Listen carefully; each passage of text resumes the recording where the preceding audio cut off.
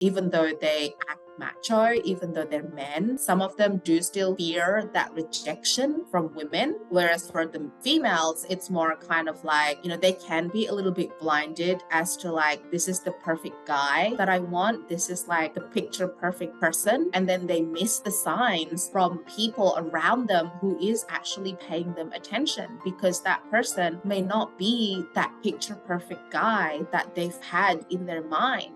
Welcome to the Asian Dating Podcast. I'm your host, May Bugenhagen. I am the founder of a boutique matchmaking company in Los Angeles called Two Asian Matchmakers. I am always looking for lovely Asian women who want to be part of my Rolodex so I can set them up with my paying male clients. So if you are single, please join me at twoasianmatchmakers.com and fill out a profile. Today, I have a guest, a single mom who wants to help me dissect some of the theories on dating and mysteries of dating a single mom and all that good stuff. Dr. Asti is a chief economist at PRD Real Estate Group in Australia. She has a doctorate in public policy and economics from Queensland University of Technology in Australia. Dr. Asti is a strong, independent, 39-year-old woman of Indonesian origin, now living in Brisbane, Australia. She became a single mom to a super sassy 7-year-old girl back in the late 2018. She has found love, now engaged to a wonderful man whom she has been friends with for the past 15 years. But she is not without her share of dating experiences, the good and the bad, which we are going to talk about. Thank you, Dr. Asti, for joining me. Welcome to the show. How are you?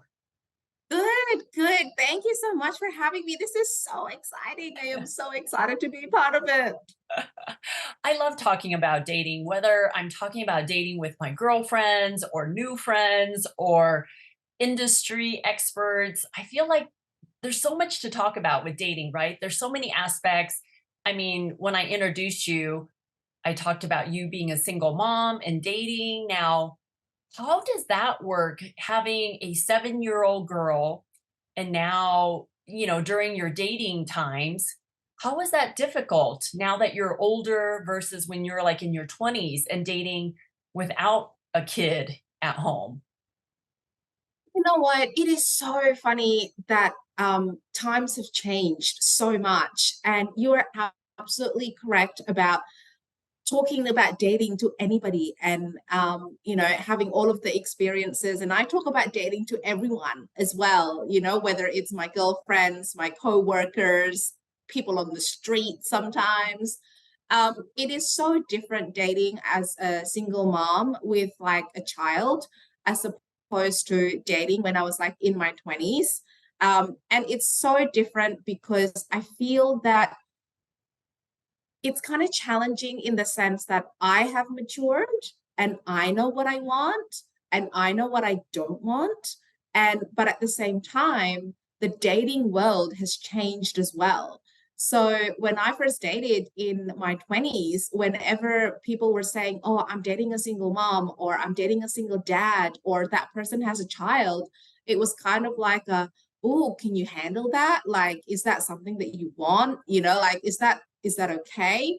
But during that time, and when I was in my 20s, just to give everybody context, that will be like around 2008, 2009, everyone actually seemed to be wanting to be in a relationship, like everyone was like looking for their boyfriend, they're looking for their girlfriend. You go on a few dates and then you do become in a relationship. Whereas when I started dating again back in 2018, 2019, I felt like it was so different because there was a bit more of an acceptance of, or maybe a realization that around that age, around that 35, 34 sort of age, a lot of people might have been divorced and a lot of people might have had children, that it was more acceptable, so to speak, to be dating someone who does have a child or a single mom or a single dad. But it was almost not a struggle, I would say, but it was almost unheard of to suddenly be wanting to be in a relationship. It was a little bit more of like that casual dating culture and hookup culture and friends with benefits and, So it was liberating in one sense that my status as a single mom was not like such a big thing, that everyone was so accepting of it. And like whenever I did say, when I was on Bumble, when I was, talking to people online, and I mentioned that that I'm a single mom, they'll simply say, "Oh, cool. How many children do you have? What is their age?" And there's that sudden acceptance, which is awesome. But then I think I would have preferred the dating kind of culture back in 2008, 2009, where people did want to be in relationships, as opposed to navigating this new culture where it's more liberating being a single mom, but then like everyone just wanted to date and casually date as opposed to be in a relationship. So do you think that is because you were in your mid 30s and meeting other single men, single dads in their mid 30s, that they just weren't ready to jump into another marriage or relationship? They were trying to like play the field a little bit as a single dad. Is that kind of what happened, or what do you think? Um, think it was that, because it wasn't just single dads that I was meeting. It was also single men who have never been married before, who doesn't have kids, right? And at first, I was sort of like approaching it a little bit, kind of like, oh, when do I tell them that I am a single mom? And I just decided that, you know what, it's part of me. I'm not going to be able to hide my child anyway. I live quite a public life. Like everyone knows on social media that I am a single mom. And so I decided to be like super upfront about it. And regardless of whether it was a single dad or someone who's recently been divorced, or someone who has not been married before with no children, I found that the acceptance of that, yes, you are a single mom, or that I am a single mom, was wildly there. But at the same time, it was also widely that all of them wanted to date and, are okay with just casual sort of like scenarios or friends with benefits, before we even start thinking about, going down the relationship path. I think the most overused comment or like response that I would get was just, well, let's just get together and see how it goes. So was that because you were on a certain app that had a certain type of guys on there? Like, when did it change? When did you start dating differently? So I was on Bumble, and for those who may not have known Bumble or been on Bumble, it's the app where the women are the one who messages the men first. And so I think in a lot of ways that did give me a bit more control as to like which type of men I was, interacting with, as opposed to Tinder, where you kind of just swipe and all that kind of stuff. So I suppose I was a little bit more selective, like, I was 35 at that time. And so I did go for kind of like that 35 to 45 sort of like age bracket. And I suppose at that age bracket, you do have more men that has been around the block a little bit more, men who have had relationships, men who might have been married, or men who have children. And so perhaps it is also something to say there that, men at that age bracket might have had their hearts broken themselves, or they might have had that bad relationship experience. And so, but the one thing that did frustrate me was that every single time I was talking to someone, it was, yeah, cool, like we'll talk on Bumble, and maybe one of them might ask for my number, and we'll talk on WhatsApp or something like that. But then the frequency between, and in economics we kind of call it like, it's what we call translation, like in the transaction almost, like, you talk so much online and on the apps, but then the level that which it translated into an actual in-person date was so low. Like, I might be talking to 10 guys, but only one of them would actually ask me out on a date, and a date will actually happen. And sometimes that's because I got to a stage where I was like, you know what, dude, we've been talking for like 3 weeks now. Are we actually ever going to meet in person? right? And so I got a little bit frustrated with that, which is why like I'll be the first to admit that I didn't last on Bumble for that long.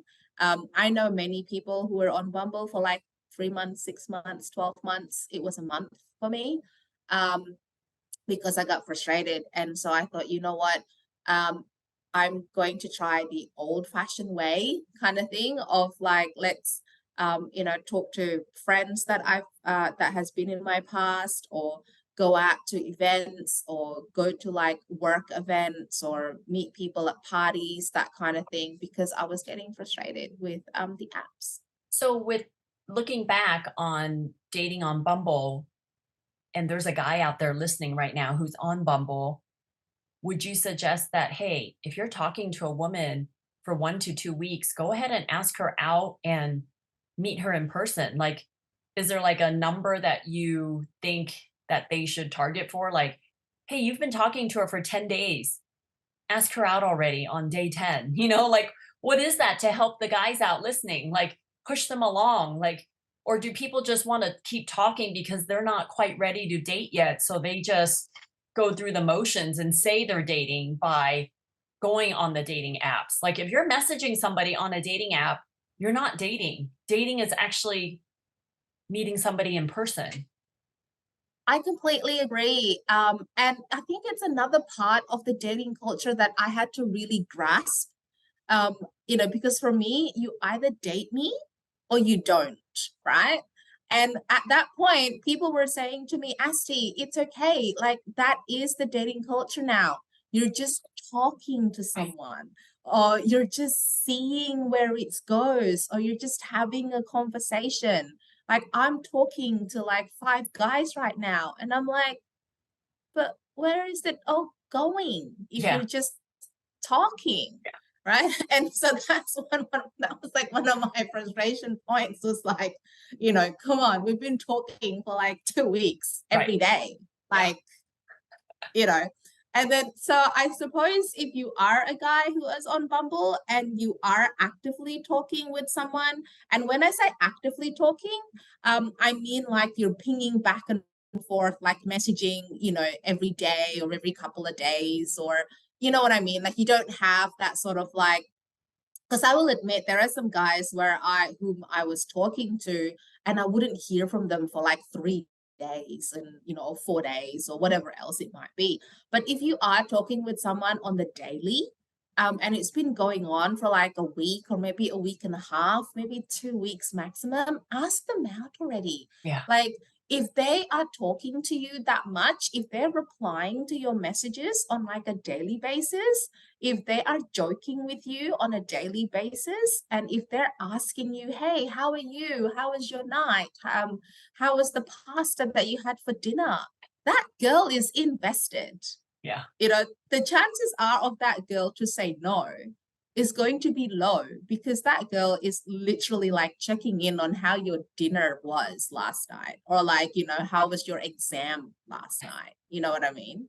Right, right. So then you decided, you know what, I'm just going to see what men are available in my circle. And is that what you did? You got out of the dating apps and then figure out another way to find men? Well, I was still on the dating app when I met Ty. So a little backstory is that we have been friends for quite a long time. I actually dated him before I married my husband, my ex-husband, sorry. And and Ty and I, we dance for the same dance company.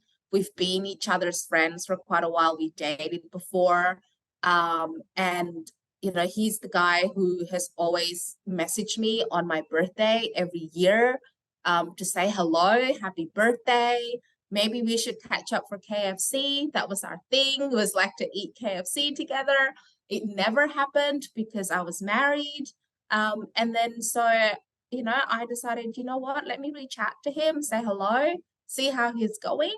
And then it started from there. It started from that conversation. And I didn't just reach out to him. I also reached out to some of my other friends who I have known for a while. like back before I married my ex-husband to see how they've been, how they are.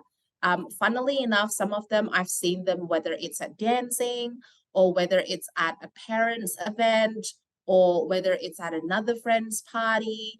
And so these are people who then I started noticing of either they might have come to the party by themselves or they might have come to the dance party by themselves or, all of those sort of things that you start to notice. So then I'm the one who instigated. I will admit I'm the instigator, of like saying, hey, how you doing? What's been happening in your life, etc., etc. And then, yeah, it kind of went from there. And I did go on a few dates with, people who have been in my circle for quite a while, people who I've known for years and years, like before I married my ex-husband, some new people who I have met through work functions or, work events or someone else's party. And I found that to actually be a little bit more organic. And I found it that, we already had something in common because we attended an event together or we know another person together.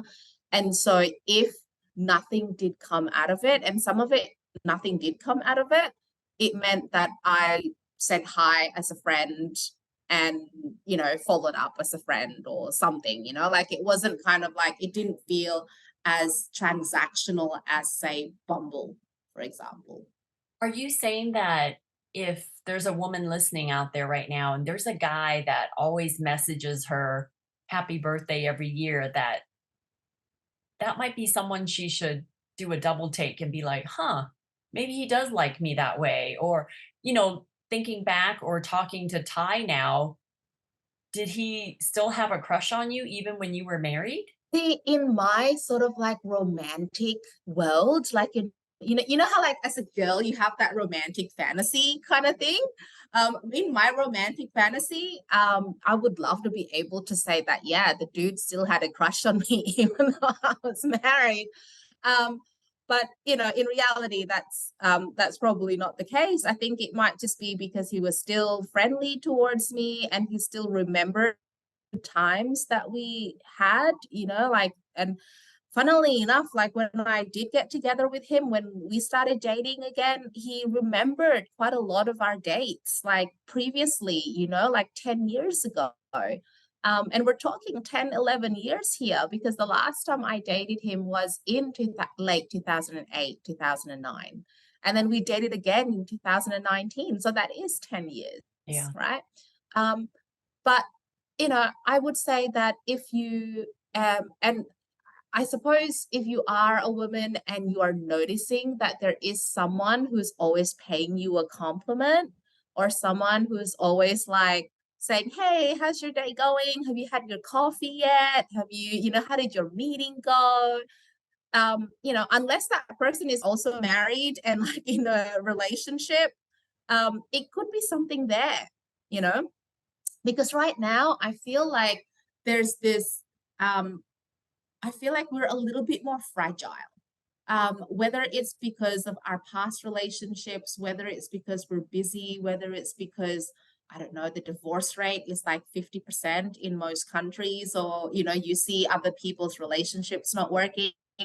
I feel like a lot of people, both men and women, are a little bit more fragile when it comes to their emotions. They go into self-defense mode of like, oh, that's never going to work out, or I need to protect myself, or I've got the kids to think about, or whatever it might be. I do know that, for example, when I do talk to Ty and some of my other guy friends, for them, it's like, even though they act macho, even though they're men, some of them do still fear that rejection from women.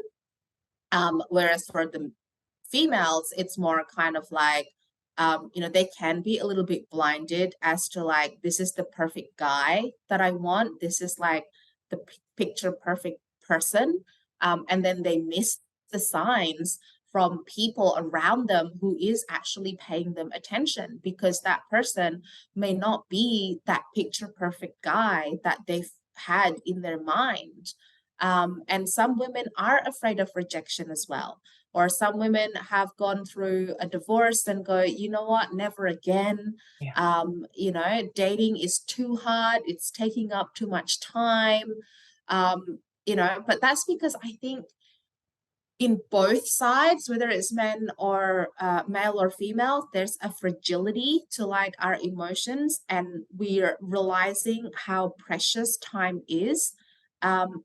And so for me, whenever a woman says to me, "Oh, there's no good men left," I always say, "Well, who's the last person who complimented you?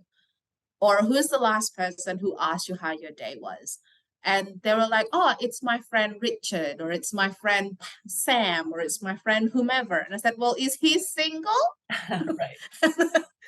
And they might go, "Actually, well, yeah." And I'm like, "Well, message back and see how it goes, and maybe ask them if they want to go to coffee, or maybe ask them if they want to have dinner with you or see a movie together or what have you, because you might think that that person is just a friend, but if that person is literally daily complimenting you or daily like asking how you are or checking in on you, that person cares about you, right? And that's why I say, for the guys who are in Bumble, if a woman is messaging you daily, that person is invested. Yeah. Same goes with the females. If you're noticing that there's any of your male friends who is checking on you daily and that person is single, that person is interested. Great tip. Great tip. Now, when you started dating again and you were 35 and Ty was probably around the same age or so, did it bother him that you were a single mom, or did any of the guys you dated have trouble with the fact that you were a single mom? On a kind of like conceptual level, no one minded. But on an actual level, some of them, even though they said that they don't mind, actually did. And a really great example is, of course, I was going through a divorce at the time. So we were working out like our custody arrangements and, how many days I would have my daughter, and that kind of really impacted on my availability, right? Um, and so a lot of the men that I dated said, "Oh, that's great. You're a single mom. You've got a 7-year-old. What's her name? All that sort of stuff." But then when it came to like my being unavailable for 2 weeks back to back, that bothered them. Yeah. And it wasn't because, and for me it was like, it's not because I didn't want to date you, it's because I have my daughter, so I can't, like, it's a and they're like, "Well, can't you get a babysitter or something?" And I'm like, "Do you know how much babysitters cost? It's like $30 an hour." Yeah. Yeah. Or 35 in some cases, and I don't have any family here. And at the time, my daughter was 2 years old. I wasn't going to leave her.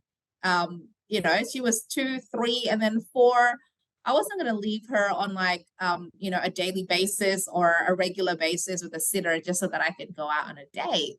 And then, so, because she's my priority, right? And so, on a conceptual level, it was like, "Oh, it's okay, that's fine." But on an actual level, when I actually have to say, "Look, I'm sorry, I have to cancel because my daughter is this," or "I'm sorry, I can't go out with you," or they ask me, "Are you available?" And you know what? What's the other thing that I noticed? They were asking me in such short notice, Yeah. like a day prior, 2 days prior. And I'm like, "Dude, I have a child. You need to book me like a week in advance or 2 weeks in advance. Like, I can't do it if you're asking me like, 'Hey, what are you doing tonight? Let's go out and grab a drink,'" you know? And so on a conceptual level, it was okay, but on an actual level, it became an issue. Yeah. So yeah, it's a little bit funny how, now that I think about it more, it's kind of like they might be okay with it at the start, but when you actually get to nitty-gritty of it, it wasn't. So when did you introduce your daughter to the men in your life? So this is a tricky one because the only person that I've ever introduced her to is Ty. I've not introduced her to any of the other men that I did date. And one of the reasons why I did trust Ty with my daughter was the fact that he has been a friend of mine for years and years and years, right? So, and because he's been a friend of mine at that stage for more than like 10, 11 years, there's a friendship there that I could trust. Yeah. That if I do introduce him to my daughter, I can still introduce him as a friend because he really is my friend. Right. And because we do dance for the same dance company and all that kind of stuff, he saw me when I was pregnant. He's seen Ariella's pictures and like things like that when she was a baby. He's met her when when she was younger at friends events or dance functions or any of that sort of thing. So in a lot of ways, they've been in the same room, they've been in the same orbit kind of thing. So I could trust him. So that's a little bit of a difference in my situation.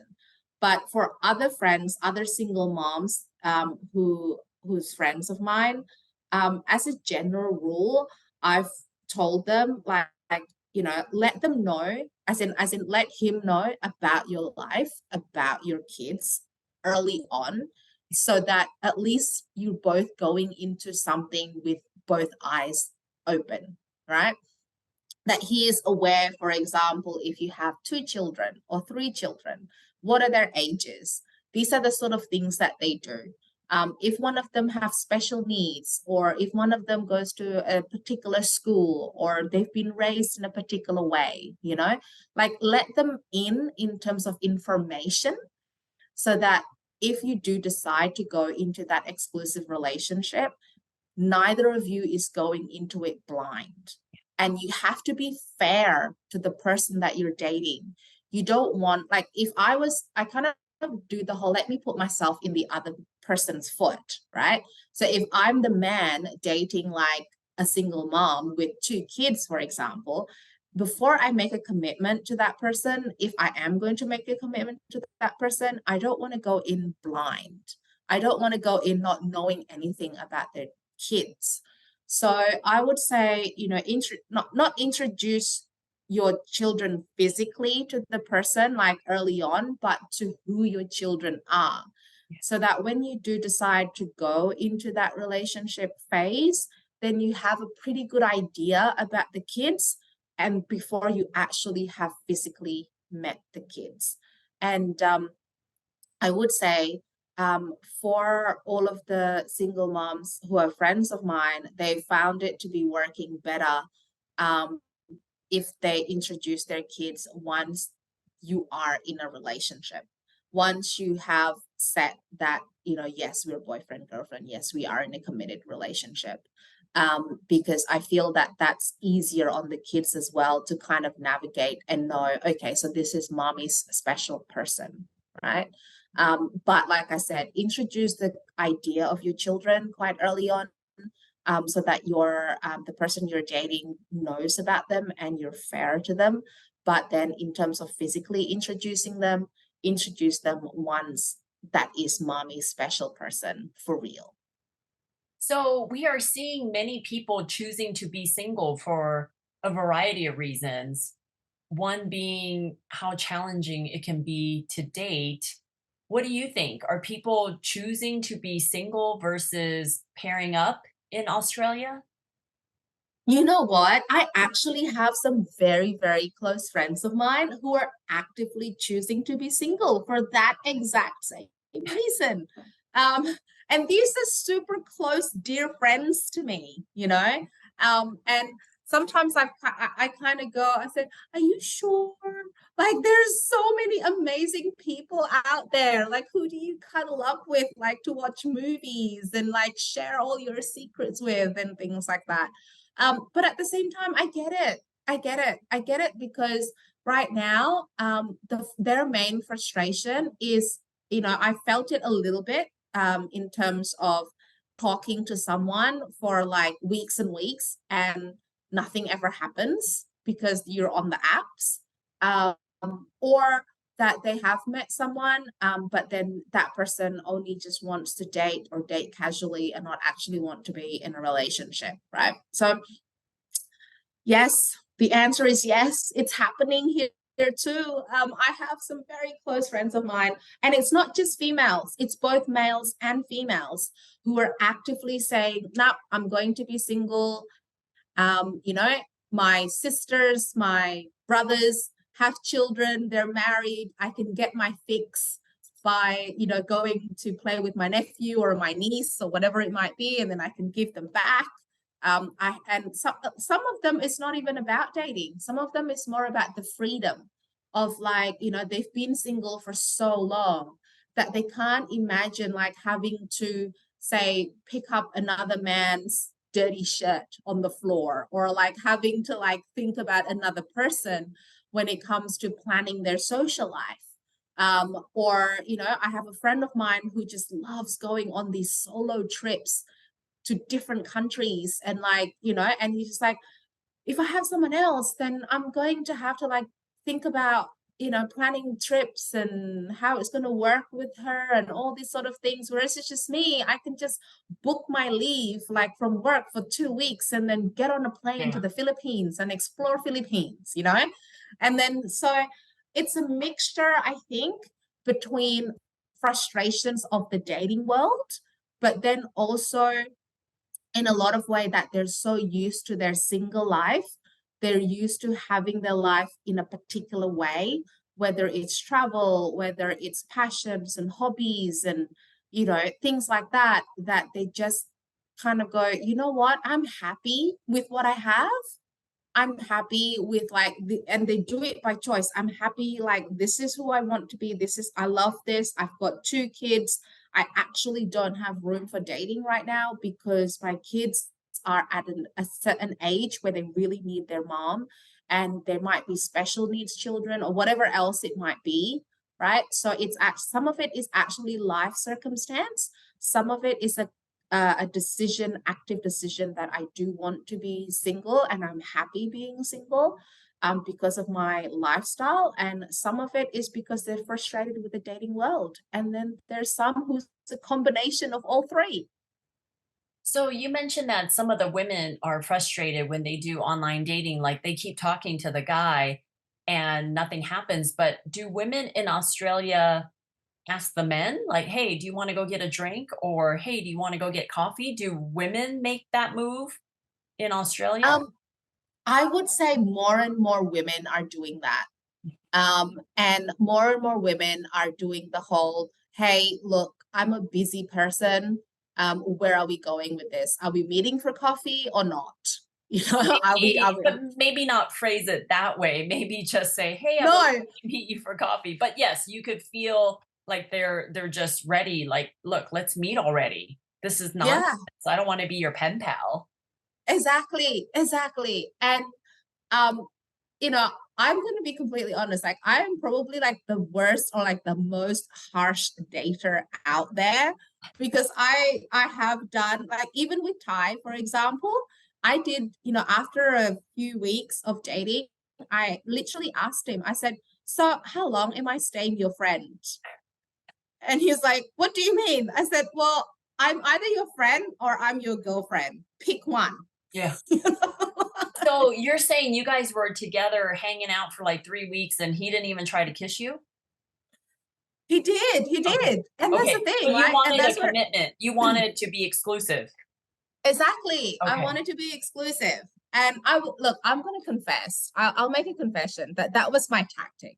Okay. That was like part of my tactic of like taking it back, like in the ball into my court, for example, instead of asking, so where are we going with this? And, you know, and kind of, and I'd say this to a lot of my single friends, and also people who are like frustrated with dating. It's like, oh, but then if I ask him where we're at or what we're doing, then, you know, it might rock the boat, and, you know, it might upset the apple cart and we might not be ready for it yet. I'm like, okay, so what is it that you want actually? Do you want to be the friend, or do you want to be in a relationship with the person?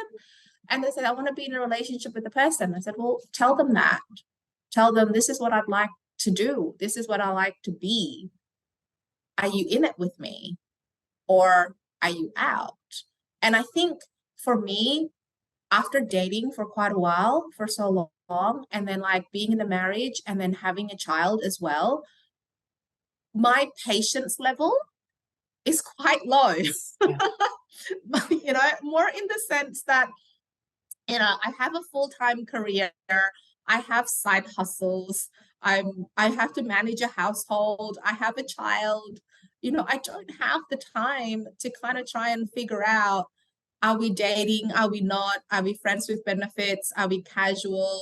Like, what are we? Right. So I'm very sort of, that's why I'm like, I say to people, I know that I'm a harsh dater, but at the same time, being a harsh dater have actually gotten me what I wanted. Yeah. And that's because I was quite assertive in saying, look, with me, I'm either your friend or I'm your girlfriend. So pick one. And then If he said, I want you to be my girlfriend. And then Ty is a very jokey person. So in a lot of ways, yes, that's basically what he said. But him being him, he was like, oh, well, I'll have you as my girlfriend then. Like he's a very jokey person in that way. But yes, he chose that path, and that's because I laid it out. And I say this to a lot of my girlfriends who are dating. I said, look, take the ball back into your court. It's your life, right? It's not his life. It's your life. If you're getting frustrated, if you're feeling that it's not going anywhere, then take it back. Like, it's your life that you're dealing with, right? And maybe, it's sort of a bit of a Darwinian theory of like survival of the fittest, right? Like, say that word, I'm either your friend or your boyfriend, to say all the 10 men that you're dating. And that will actually weed out the people that are not serious, the people who doesn't want a relationship. I love it. I love it. Well, Dr. Asti, I so appreciate you giving me the inside scoop on being a single mom and dating and your journey. And I'm so happy that you found love with Ty. And thank you so much for being on the show. And any last minute dating tip you have that maybe you've learned that you want to share? You're like, wow, I wish I knew this sooner, or I wish I could teach this to my daughter later, or some kind of tip that you think is valuable. Well, the only thing that I can think of, I mean, I'm an optimist. I'm a forever optimist. I believe in love so much. Like a lot of people ask me, oh, you've been divorced, you got kind of burnt by your ex-husband, would you ever marry again? And I'm like, hell yeah. I love like, being in I'm such a love of love, of that optimism. And I think if I have any last words, is one is believe in the power of love and believe in the power of yourself. And that's what I take, and that's what I would want to teach my daughter, is like, know who you are, like what you want. Like, how I said I'm either your friend or your girlfriend. That's me knowing what I want and who I am. But at the same time, I believe in love because I want to be someone's girlfriend. So, it's that believing in love, but also knowing what your boundaries are and what your limits are, and not being afraid to assert who you are and what your boundaries and what your limits are. With that, I will say bye. Thank you so much, Dr. Asti, for your insight and for being on the show. And for those of you listening to us, please like or subscribe to this channel. Thank you so much and have a great day. Thank you, Dr. Asti. Thank you. Bye.